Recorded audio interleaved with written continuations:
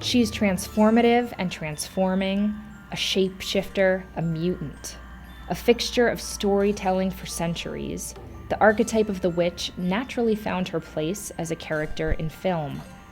When she first appears or takes form, the camera typically closes in on her face so that the viewer can experience her moment of conversion, and maybe also so that the filmmaker can economize on special effects.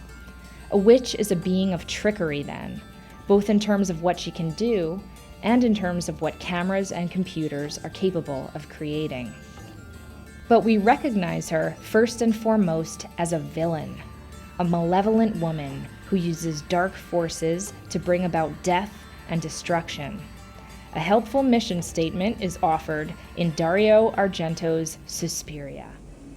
What do witches do? They are malefic, negative and destructive. Their knowledge of the art of the occult gives them tremendous powers. They can change the course of events and people's lives, but only to do harm. You don't believe me? No. Their goal is to accumulate great personal wealth, but that can only be achieved by injury to others. They can cause suffering, sickness, and even the death of those who, for whatever reason, have offended them. She's the embodiment of evil, a magical murderess, and a stand-in for anything that goes bump in the night or lurks in the woods, waiting to get us.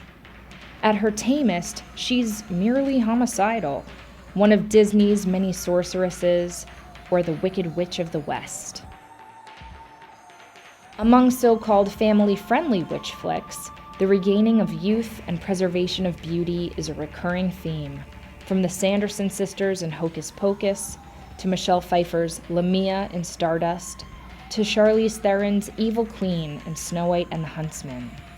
These particular witches seek out children, usually for their dewy life essence, rather than out of a sense of hatred. They are basically the stereotypical hags of old, and their downfall is their vanity. One exception is Angelica Houston's Grand High Witch in Nicholas Roeg's adaptation of The Witches by Roald Dahl. While she hides her true Henson-esque hideousness with a mask, a wig, and some killer outfits, she mainly wants to turn children into rodents, if not kill them outright. The self-conscious grotesqueness of Dahl's story is enhanced by Roeg's manic, typically fractured style, which makes use of overlapping editing, low angles, and handheld camera work to punctuate the actor's gestures and elastic facial expressions.